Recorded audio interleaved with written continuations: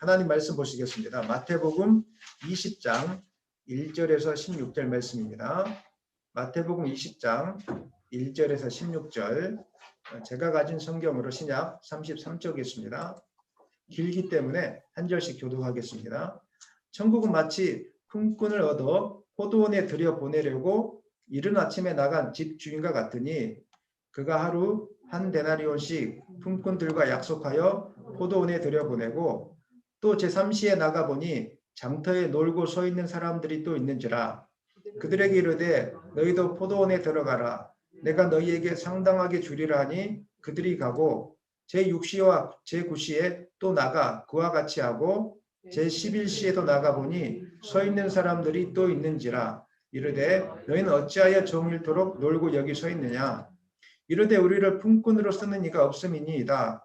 이르되 너희도 포도원에 들어가라 하니라. 저물매 포도원 주인이 청지기에게 이르되 품꾼들을 불러 나중 온 자로부터 시작하여 먼저 온 자까지 싹쓸 주라 하니, 제11시에 온 자들이 와서 한 데나리온씩을 받거늘 먼저 온 자들이 와서 더 받을 줄 알았더니 그들도 한 데나리온씩 받은지라. 받은 후 집주인을 원망하여 이르되 나중 온 이 사람들은 1시간밖에 일하지 아니하였거늘 그들을 종일 수고하며 더위를 견딘 우리와 같게 하였나이다. 주인이 그 중에 한 사람에게 대답하여 이르되 친구여, 내가 내게 잘못한 것이 없노라. 내가 나와 한 데나리온의 약속을 하지 아니하였느냐. 내 것이나 가지고 가라. 나중 온 이 사람에게 나와 같이 주는 것이 내 뜻이니라. 내 것을 가지고 내 뜻대로 할 것이 아니냐. 내가 선함으로 내가 악하게 보느냐. 이와 같이 나중된 자로서 먼저 되고 먼저 된 자로서 나중되리라. 아멘. 하나님 말씀 제목 같이 한번 읽겠습니다. 불러주심이 은혜입니다.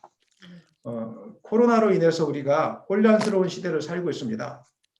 혼란스러운 시대 속에서 사람들의 마음은 갈팡질팡하고 마음을 잡지 못하고 암울한 가운데 있습니다. 이러한 시기에 우리가 붙들어야 될 것은 하나님의 말씀입니다. 왜냐하면 하나님의 말씀만이 우리 길에 빛이 되기 때문입니다. 세상 그 어떤 것도 우리를 생명의 길로 인도하지 못합니다. 오직 하나님 말씀만이 혼란스러운 상황 속에서도 흔들리지 않게 생명의 길로 인도하는 하나님의 방법이라는 것을 믿으시기를 바랍니다. 바쁜 삶 속에서 사람들은 어떻게 사는 인생이 참 잘 사는 인생인지 많이 고민하지 못하고 무조건 달려갑니다. 옆에 있는 사람들이 공부를 열심히 잘해야 성공한다고 이야기하니까 앞도 뒤도 돌아보지 않고 무조건 어릴 때부터 공부만 시키려고 하는 습관들이 우리 가운데 있습니다. 돈을 많이 젊었을 때 벌어야 안정적이라고 이야기하니까 그냥 무조건 돈만 많이 벌려고 하다가 젊은 나이를 다 이렇게 잃어버리는 분들이 있습니다. 세상 사람들은 이 땅이 전부이기 때문에 이 땅에서의 삶에 그렇게 목숨을 걸려고 살아가고 있습니다. 그런데 성경은 그렇게 말씀하고 있지 않습니다. 성경은 이 땅이 전부가 아니라 영원히 주님과 함께 거할 천국이 있음을 우리에게 말씀하고 있습니다. 그리고 행복은 소유에서 오는 것이 아니라 주님을 만나고 주님을 통하여 얻는 영생하는 삶에서 오는 것임을 성경은 우리에게 분명하게 말씀하고 있습니다. 그러므로 우리는 말씀을 잘 배워야 되고 말씀을 매일 잘 들어야 됩니다. 말씀 가운데 내가 듣고 싶어하는 말씀이 아니라 하나님께서 들려주시는 말씀을 들어야 됩니다. 마태복음의 1차 수신자는 이미 하나님을 알고 있는 유대 사람들이었습니다. 유대인들은 선택받은 민족이었기 때문에 선민 사상이 굉장히 대단한 사람이었습니다. 그러나 하나님에 대해서 알고 있었지만 하나님의 말씀에 대해서 온전히 깨닫지 못하고 순종하지 못했기 때문에 하나님을 거역하는 삶을 살았던 사람이 바로 유대 민족이었습니다. 그래서 예수님께서는 그렇게 사는 것은 하나님 믿는 것이 아니고 천국을 소유할 수 없는 삶이니까 정신 차려야 될 것을 말씀해 주고 있는 것이 바로 복음서에 기록되어 있는데, 특별히 마태복음서 통해서 그렇게 말씀하고 있는 것입니다. 세상의 것을 많이 소유해도 하나님의 나라를 소유하지 못한 사람은 정말로 불행한 사람입니다.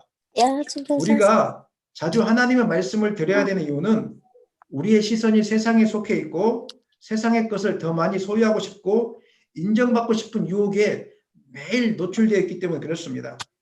하루에 수십 번이라도 말씀을 통해서 우리의 삶과 생각을 점검하지 않으면 우리는 다시 세속적인 생각으로 돌아가서 원망하고 불평하고 고난 속에서 좌절하고 낭망하고 상처 앞에서 일어나지 못하는 삶들을 아마 반복하게 될 것입니다. 그렇기 때문에 사랑하는 여러분, 말씀을 가까이 하기를 소망합니다. 일주일 동안 한번 저를 보십시오. 일주일 동안 얼마나 말씀을 많이 듣고 있습니까? 얼마나 말씀을 많이 가까이 하고 있습니까? 말씀이 너무 소중한데 깨닫지 못하기 때문에 아마 하나님은 답답해하고 있을 것입니다. 말씀은 매일매일 읽어야 됩니다. 말씀은 매일매일 들어야 됩니다. 그래서 그 말씀이 나의 마음과 생각을 주장할 수 있도록 우리가 만들어야 되는 것입니다. 말씀을 통해서 우리 안에 있는 잘못된 것이 깨달아진다면 과감하게 결단하고 회개하고 돌아와야 됩니다. 그리고 서투른 걸음일지라도 하나님의 말씀에 순종하는 그 자리로 한 걸음씩 한 걸음씩 달려가야 되는 것입니다. 그럴 때 하나님이 살아계시구나. 하나님이 나의 인생을 인도하고 계시구나. 이 사실을 우리가 분명하게 깨닫게 되는 것입니다.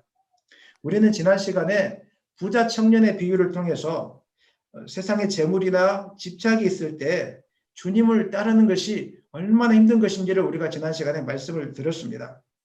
세상에 대한 집착이 있을 때 천국을 바라보지 못합니다. 세상에 대한 집착이 있을 때 우리가 하나님을 의지하지 못합니다. 그래서 하나님 말씀을 따라 간다는 것은 정말로 어려운 일이 될 수밖에 없습니다. 왜냐하면 세상의 가치와 하나님 나라의 가치는 너무 다르기 때문에 그런 것입니다. 그래서 주님은 부자가 천국에 들어가는 것이 낙타가 바늘기로 들어가는 것보다 더 어렵다 이렇게 말씀해 주셨던 것입니다. 예수님을 따랐던 제자들일지라도 세속적인 삶에서 자유롭지 못했던 것 같습니다. 왜냐하면 수십 년 동안 살아왔던 삶의 방식이 한순간에 바뀌어지진 않지 않습니까? 우리가 교회 생활하면서 또 예수님을 믿고 따르면서 힘든 이유가 무엇입니까? 수십 년 동안 살아왔던 삶의 방식이 있는데 예수님 믿으면 그것을 버려야 된다고 이야기하니까 그게 어려운 겁니다. 버리면 사는데 버리면 죽을 것 같으니까. 세상은 뭐라고 이야기합니까? 세상의 것을 많이 갖지 못하면 죽는다 이렇게 이야기하고 있지 않습니까?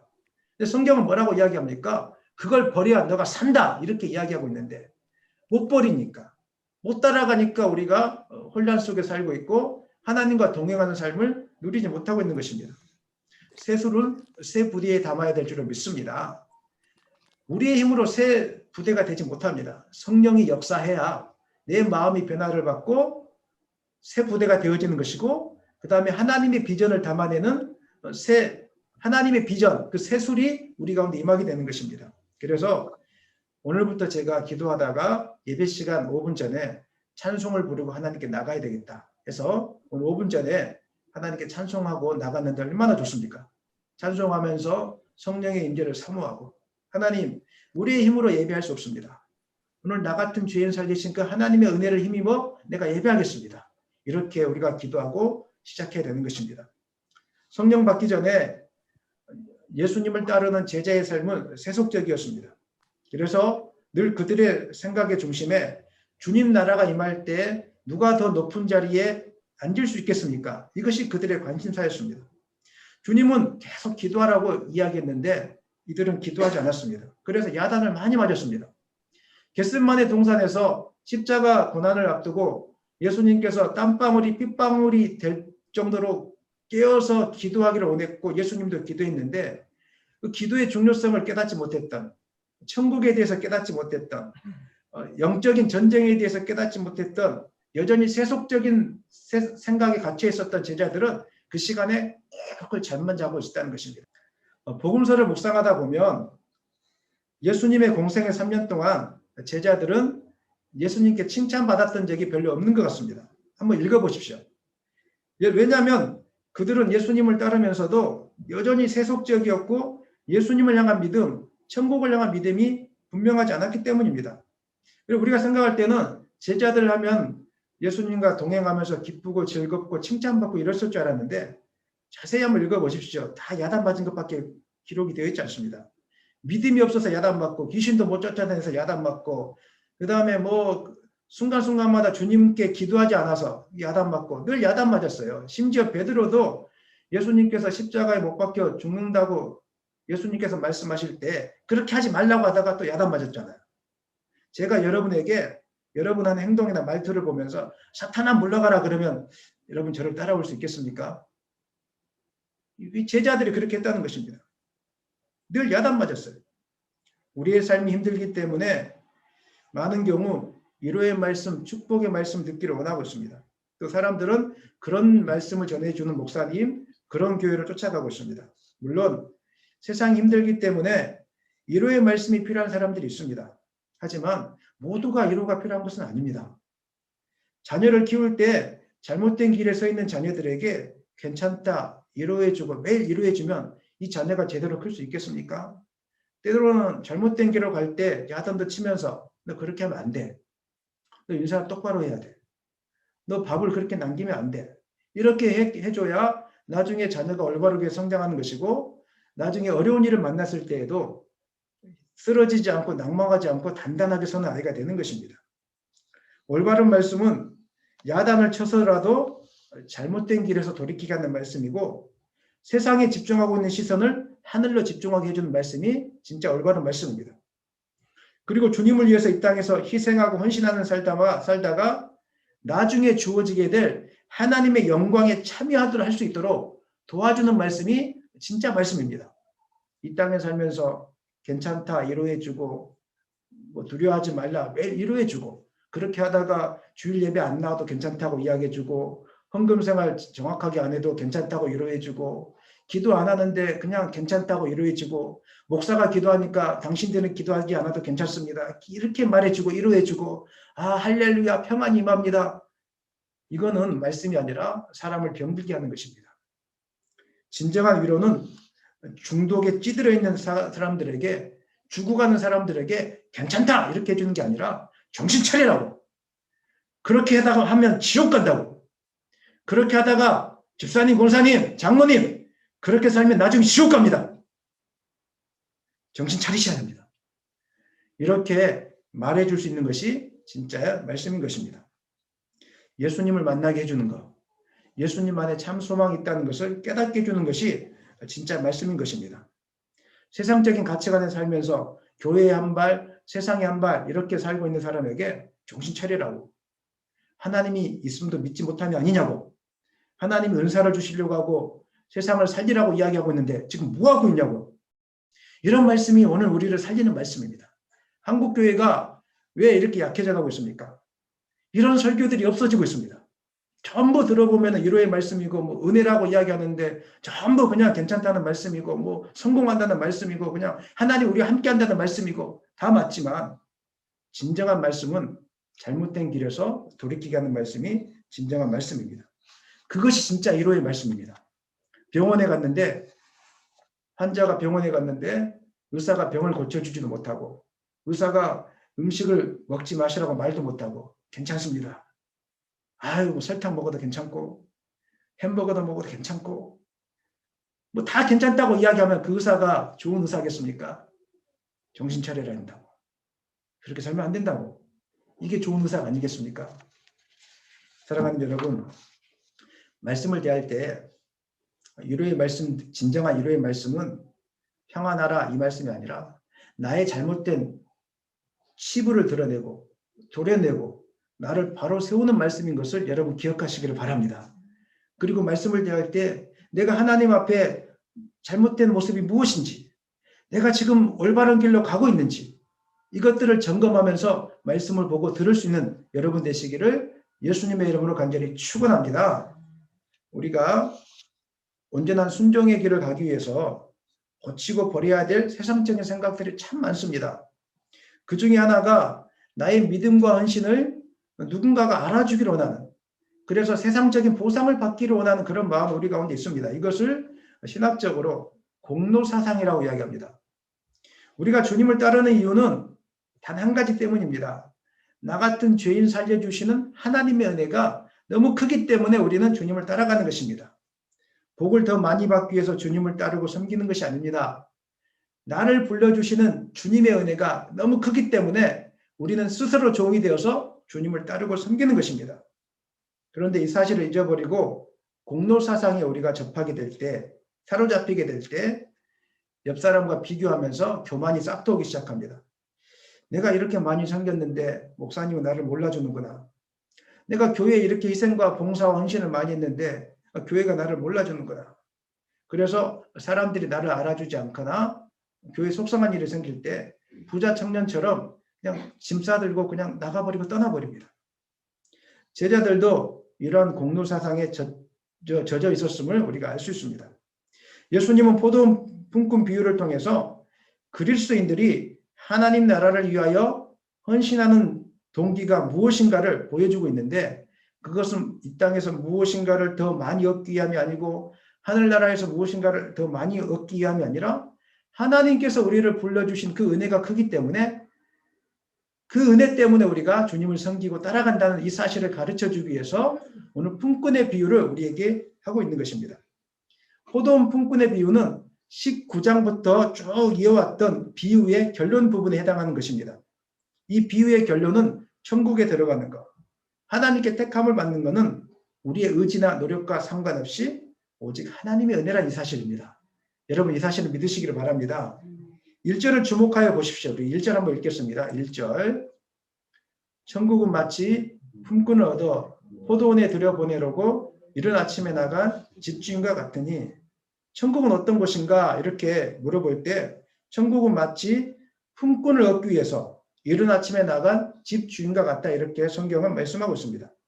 이 말씀의 뜻은 구원의 주체는 인간이 아니라 오직 천국의 주인이신 하나님이시라는 것을 우리에게 분명하게 가르쳐주고 있습니다. 또 포도원은 하나님의 나라 혹은 교회 공동체를 가리키는데, 우리가 하나님 나라와 교회를 위하여 일하는 성도로 부름을 받은 사건은 우리가 원한다고 되어지는 것이 아니라, 능력이 뛰어난다고 되는 것이 아니라, 내가 택해서 되는 것이 아니라, 부지런하다고 되는 것이 아니라 전적으로 하나님의 주인의 의지에 달려있다는 사실을 오늘 성경은 우리에게 말씀하고 있습니다. 요한복음 15장 6절, 16절 말씀 읽겠습니다. 너희가 나를 택한 것이 아니요 내가 너희를 택하여 세웠나니 이는 너희로 가서 열매를 맺게 하고 또 너희 열매가 항상 있게 하여 내 이름으로 아버지께 무엇을 구하든지 다 받게 하려 함이라. 에베소서 2장 8절 9절도 읽겠습니다. 너희는 그 은혜에 의하여 믿음으로 말미암아 구원을 받았으니 이것은 너희에게서 난 것이 아니요 하나님의 선물이라. 행위에서 난 것이 아니니 이는 누구든지 자랑하지 못하게 함이라. 아멘. 이 세상에 있는 학교나 직장은 개인의 실력이나 능력을 많이 요구하고 있습니다. 그래서 실력이나 능력이 되는 사람을 택합니다. 그러나 하나님 나라의 백성이 되는 거 우리의 실력과 능력 상관없습니다. 하나님이 불러주셔야 됩니다.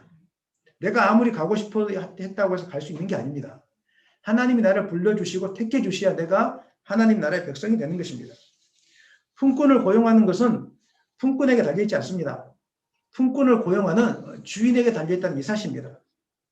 우리가 이것을 놓치고 있기 때문에 교회 다니는 것이 그렇게 어렵고 힘든 것입니다. 사람들은 종종 하나님께서 누구는 부르고 누구는 불러주지 않았다는 이 사실 때문에 불만을 가지고 계시는 분들이 계십니다. 그리고 누구는 부자로 살게 하시고 누구는 가난한 사람으로 살게 하셨다는 이 이유 때문에 힘들어하고 하나님 없다라고 이렇게 이야기하시는 분, 하나님은 잔인하다 이렇게 하시는 분들이 있습니다. 이것은 자신의 상태가 어떠한 상태였는지 모르기 때문에 하는 말들입니다. 오늘 본문에 보면 주님께서 부르시는 일꾼의 상태가 기록되어 있는데 3절 한번 읽겠습니다. 3절입니다. 또 제3시에 나가보니 장터에 놀고 서 있는 사람들이 또 있는지라. 6절과 7절로 읽어보겠습니다. 제11시에도 나가보니 서 있는 사람들이 또 있는지라. 이르되 너희는 어찌하여 종일토록 놀고 여기 서 있느냐. 이르되 우리를 품꾼으로 쓰는 이가 없음이니이다. 이르되 너희도 포도원에 들어가라 하니라. 아멘. 오늘 본문 보니까 3절 말씀에 보니까 이 사람들의 특징이 있는데 장터에서 놀고 있는 사람들이에요. 그 다음에 6절 7절 보니까 마찬가지로 종일 놀고 있는 사람이었어요.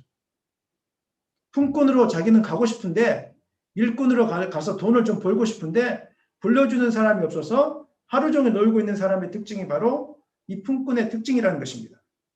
청년에 제가 청년 시절에 노동일을 건설 현장에 가서 일을 해본 적이 있습니다.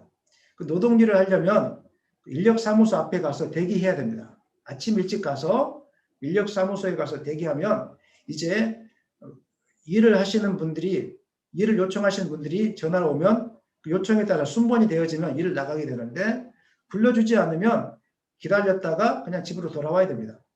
그런데 그 품꾼들이, 일꾼들이 나를 택해주지 않았다고 해서 원망하거나 서로 싸우거나 그러진 않습니다.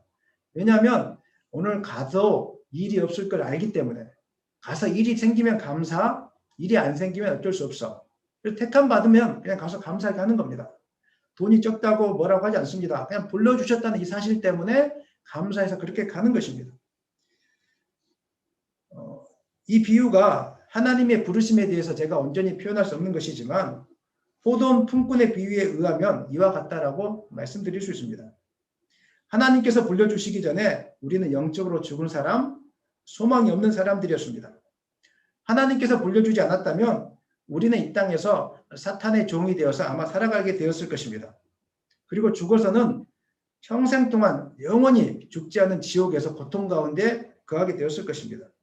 그런데 하나님께서 우리를 버려두지 않으시고 택하시고 하나님의 자녀 삼아 주셨습니다. 믿으십니까? 우리가 착해서, 우리가 공부를 잘해서, 우리가 기도를 많이 해서 부름받은 것이 아니라 하나님께서 우리를 사랑해서 우리를 불러주셨기 때문에 우리가 하나님의 자녀가 된 것이고, 우리가 교회당에 나와서 하나님께 예배할 수 있는 것입니다. 우리가 이 사실을 기억한다면 우리는 오늘 하루를 살아갈 때에도 하나님께 원망하거나 불평할 수 없게 될 것입니다. 내가 부자로 살지 못한다고 해서, 몸이 건강하지 못한다고 해서 우리는 불평할 수 없습니다. 왜냐하면 나를 불러주신 것이 얼마나 큰 은혜인지를 알고 있기 때문입니다. 불러주신 은혜를 기억하는 사람은 삶의 목적이 주님을 위해서, 자신을 위해서 드리는 삶이 아니라 주님을 위해서 자신을 드려지는 삶이 가능하게 되는 것입니다. 유치하게 계산하면서 적당하게 주님을 따라가거나 믿지 않습니다. 마가복음 14장에 향유옥합을 깨뜨린 그 여인의 비유가 나오고 있는데, 예수님께서 베다니 나병 환자 시몬의 집에서 식사하실 때 마리아가 값비싼 향유 나드 한 옥합을 깨뜨려서 예수님의 머리 위에 붓는 장면이 나옵니다. 나드 향유 한 병은 한 350ml에서 800ml 정도 된다고 이야기하고 있는데, 이 여인이 이 옥합에 담고 있다가 이것을 모았다가 예수님이 오셨을 때 머리에 부었다, 이렇게 이야기하고 있습니다. 바로 이때 어떤 사람이 화를 내면서 300데나리온에 팔아 가난한 자를 구제할 수 있는 이 가치를 지닌 향유를 왜 허비하느냐, 이렇게 말씀했습니다. 그러자 예수님이 이에 대해서 말씀하십니다. 예수님에게 좋은 일을 하였다고 가만히 두라고 하십니다.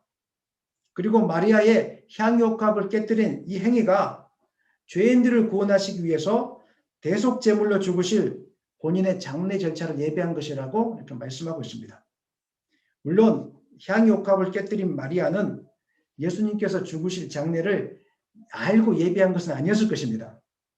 그 전에 주님께서 자신에게 베풀어 주신 은혜가 너무 커서 노동자 1년치 연봉에 해당하는 것을 아까워하지 않고 주님께 부어드렸던 것입니다.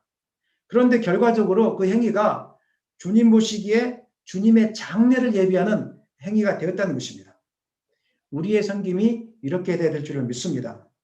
무엇인가를 바라고 기대하면서 섬기는 것이 아니라 주님께서 택해 주신 은혜가 너무 크기 때문에 감사해서 가장 소중한 것이라도 기쁨으로 주님께 내어드릴 수 있는 그 마음의 자세로 우리가 섬겨야 되는 것입니다.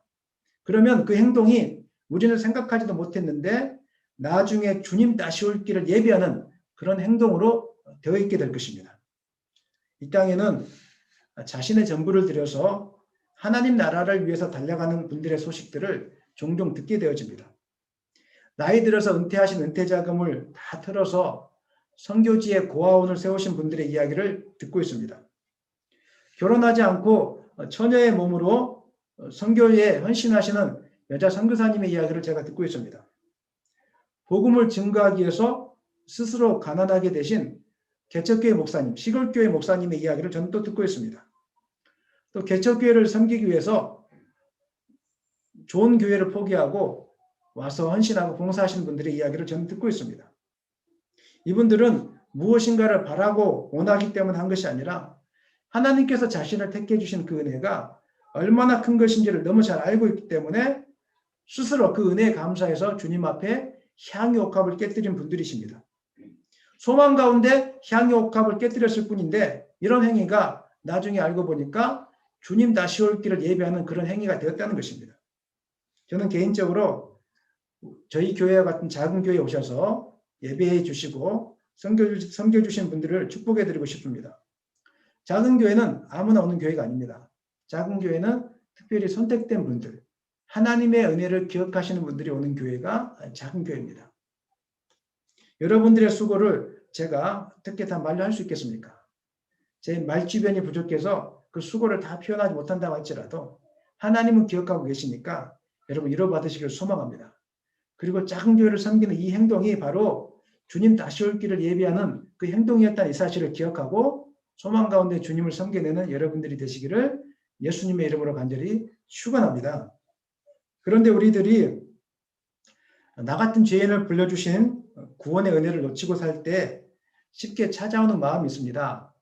그것은 바로 서로 비교하는 마음이고 주어진 환경에 감사하지 못하는 마음입니다. 이 마음은 주님께서 불러주신 은혜를 잊어버리고 자신의 수고를 알아주기를 원하는 마음이 찾아올 때 생기는 마음입니다. 포도원 주인이 아침 6시부터 오후 5시까지 시장에 가서 일꾼들을 고용하여서 자신의 포도원에 보내고 있는데 일꾼들을 고용할 때 한 가지 약속을 합니다. 그것은 하루 노동의 대가가 한 데나리온이라는 것입니다. 2절 한번 읽겠습니다. 2절입니다. 2절 제가 오늘 찾지 않았습니다. 2절 읽겠습니다. 그가 하루 한 데나리온씩 품꾼들과 약속하여 포도원에 들여보내고 오전 6시, 오전 9시, 정오 12시, 오후 3시에 나가서 일꾼들을 모으기 시작하는데 하루 일과가 끝나자 주인들이 일꾼들을 모아서 나중온 자로부터 시작해서 먼저 온 자까지 싹을 주기 시작합니다. 나중온 자가 이제 한 데나리온을 받았습니다. 그러니까 먼저 온 자들이 생각하기를 1시간밖에 일하지 않는 사람이 한 데나리온 받았으니까 나는 얼마나 많은 돈을 받을까 이런 생각을 아마 하고 있었던 것 같습니다. 그런데 나중에 결산하니까 나중 온 자나 먼저 온 자나 한 데나리온씩밖에 주지 않는 것을 보면서 먼저 온 자들이 온통함이 생기기 시작했습니다. 11절 12절 읽겠습니다. 11절 12절입니다. 받은 후 집 주인을 원망하여 이르되 나중 온 이 사람들은 1시간밖에 일하지 아니하였거늘 그들을 종일 수고하며 더위를 견딘 우리와 같게 하였나이다. 사실 1시간 정도밖에 일하지 못한 사람이 한 데나리온을 받는 것을 보고 오전에 일찍 와서 하루 종일 수고했던 사람이 기대감을 갖는 것은 나쁜 것은 아닐 것입니다. 당연한 게 아니겠습니까? 그러나 이 사람이 놓치고 있었던 것이 있었습니다. 그것은 주인과의 약속이었습니다. 오전에 계약할 때 어떤 계약이었습니까? 하루의 일당은 한 데나리온이다. 이렇게 약속했던 것입니다. 그런데 늦게 온 사람이 똑같이 한 데나리온을 받는 걸 보고 갑자기 그 약속을 잊어버리고 자기가 손해보았다. 이런 생각이 들었던 것입니다. 하나님께서 부르신 구원은 일찍 부르는 사람이나 늦게 부르는 사람이나 차이가 없다는 이 사실을 여러분 기억하시기를 바랍니다. 누구에게든 공평합니다. 그러면 이렇게 말씀할 수 있겠죠. 그럴 바에는 제가 평생 동안 세상 일을 하다가 나중에 죽기 전에 하나님 믿겠습니다. 이거는 하나님의 구원의 은혜를 잘 모르고 있는 겁니다. 일찍 부르는 사람은 하나님이 주인이 일찍 불러줘서 걱정 없이 하루 종일 일하고 밥 먹었으니까 얼마나 감사한 일입니까? 아멘입니까? 반대로 늦게 부른 사람은 아무도 자신이 불러준 사람이 없었는데 조마조마한 시간을 보냈는데 그래도 늦게라도 불러줬으니까 얼마나 감사한 일입니까? 일찍 불러준 사람은 조마조마하지 않고 하루 종일 주인과 함께 일하면서 밥을 먹었으니까 얼마나 행복한 일이겠습니까? 이 사실을 놓치고 있기 때문에 모든 것이 주님의 은혜라는 이 사실을 놓치고 있기 때문에 우리가 비교하게 되고 원망하게 되고 불평하게 되는 것입니다. 그러므로 다른 사람보다 일찍 예수님을 믿게 됐다는 것, 다른 사람들보다 더 많이 주님을 위하여 헌신하게 되었다는 것, 이것이 손해가 아니라 은혜라는 것을 기억하시기를 바랍니다. 주님과 동행하는 기쁨을 더 많이 누릴 수 있었기 때문에 감사한 것이고 주님을 위해서라도 조그만 헌신을 드릴 수 있었기 때문에 우리가 감사한 일인 것입니다. 이런 사실을 안다면 하나님께서 우리를 불러준 것에 대해서 그리고 다른 사람들보다 더 많이 사용해 주심에 대해서 손해보았다 이것이 아니라 더 감사가 되어지는 것입니다. 여기서 우리가 알 수 있는 것은 하나님의 나라의 원리는 보상의 원리가 아니라 은혜의 원리라는 사실입니다. 믿으십니까? 천국에 상급이 있기 때문에 살아생전에 열심히 주님을 위해서 충성 봉사할 수 있습니다. 그것 자체가 잘못된 믿음은 아닙니다. 왜냐하면 주님은 상급을 약속하고 있기 때문입니다. 그러나 우리가 추구해야 될 믿음은 하나님께서 나 같은 죄인을 불러주신 은혜 때문에 충성하는 믿음입니다. 하나님께서 나를 불러주신 은혜가 너무 커서 나에게 구원의 은혜를 깨닫게 해주시는 것이 너무 커서 나중에 주어질 천국에 대한 약속이 너무 커서 나의 모든 죄가 예수님의 십자가 보혈로 사함받고 하나님의 자녀가 되었다는 이 은혜가 너무 커서 더불어 나같이 연약한 자에게 작은 교회라도 섬길 수 있는 그 은혜가 너무 커서 이런 기회를 주신 은혜가 너무 커서 이 은혜 때문에 봉사하고 섬기는 것이 바로 우리의 사명이 되어야 되고 섬기는 원리가 되어져야 되는 것입니다. 아이들을 키워보셔서 아시겠지만 부모님 말씀에 순종하지 않고 짜증을 내는 아이들의 특징이 있습니다. 그 아이들은 머리가 나빠서 그렇지 않습니다. 너무 똑똑하고 계산이 빨라서 그런 것입니다. 이 아이들은 늘 옆에 있는 형이나 누나, 언니, 오빠, 동생과 늘 비교합니다. 그래서 자기 자신이 손해보는 일은 절대 하지 않으려고 합니다. 조금이라도 손해보았다 이런 생각이 들면 부모님과 약속을 다 잊어버리고 불순종하고 짜증 섞인 말들을 계속하기 시작합니다. 그러나 부모님의 은혜를 기억하는 자녀들은 다릅니다. 순종을 잘합니다. 무슨 일을 하든지 기쁨을 합니다. 왜냐하면 부모님의 고생과 소중함과 베풀어 주신 은혜를 잘 알기 때문입니다. 부모님을 위해서 이 정도는 해야지 이렇게 생각하게 되는 것입니다. 사도행전에 기록된 예수님의 제자들은 복음을 전하다가 매맞고 핍박을 받을 때에도 그 이름을 위하여 능력받는 일에 합당한 자로 여겼습니다. 바울은 빌립보 교회에 보낸 서신에서 자신이 성도를 섬기다가 핍박을 받고 죽임을 당할지라도 오히려 기뻐하겠다고 이렇게 고백하고 있습니다. 그것이 가능했던 이유는 그들이 하나님의 은혜의 지배 아래 있는 삶이었기 때문입니다. 사랑하는 여러분, 누가 주님을 위해서 매를 맞고 감옥에 갈 수 있겠습니까? 누가 주님을 위해서 자신의 것을 다 내어줄 수 있겠습니까? 누가 주님을 위해서 순교자의 길을 갈 수 있겠습니까? 나 같은 죄인 살려주시기 위해서 십자가에 달리신 그 은혜를 기억하는 사람만이 이 길을 가능하게 될 것입니다. 반대로 누가 주님을 섬기다가 쉽게 상처받습니까? 누가 주님을 섬기면서 서로 비교하고 원망하고 불평하게 하겠습니까? 누가 하나님을 잘 섬겼는데 내 인생은 왜 안 풀리냐고 이 모양이냐고 하겠습니까? 누가 교회를 열심히 하면 손해본다고 적당히 하라고 합니까? 그것은 바로 하나님의 은혜 아래 있지 않는 사람이 그런 말들을 하게 되는 것입니다. 그러므로 우리가 항상 기억해야 될 것이 있다면 그것은 나를 불러주시고 나를 택해 주신 주님의 은혜라는 이 사실을 여러분 기억하시기를 바랍니다. 힘이 들고 괴로운 일이 있을 때, 모든 것을 포기하고 싶을 때 나를 포기하지 않으시고 나를 사랑하시는 하나님의 은혜를 기억하시기를 바랍니다. 오늘 말씀 마치겠습니다. 오늘 포도원 품꾼의 비유의 핵심은 불러주심이 은혜라는 이 사실을 기억하는 것입니다. 자신의 처지를 탓하지 않는 비결, 다른 사람과 비교해서 열등감에 빠지거나 우울한 마음을 갖지 않는 비결, 자신보다 믿음이 연약한 자를 비난하지 않는 비결, 오래 참은 가운데 서로 용납하고 사랑하는 비결, 섭섭한 마음 갖지 않고 범사에 감사하며 온전한 순종의 길을 갈 수 있는 비결은 불러주심이 은혜라는 이 사실을 잊지 않는 것입니다. 오늘 우리를 고아처럼 내버려 두지 않으시고 구원으로 초청해 주시고 교회에서 성도로 불러줄 수 있도록 성도를 섬길 수 있도록 불러주신 이 사실을 기억하면서 하나님의 은혜를 기억하면서 기쁨으로 순종의 길을 이루어가는 여러분 되시기를 예수님의 이름으로 간절히 축원합니다. 아멘. 우리 한번 같이 합심하여 간절히 기도하겠습니다.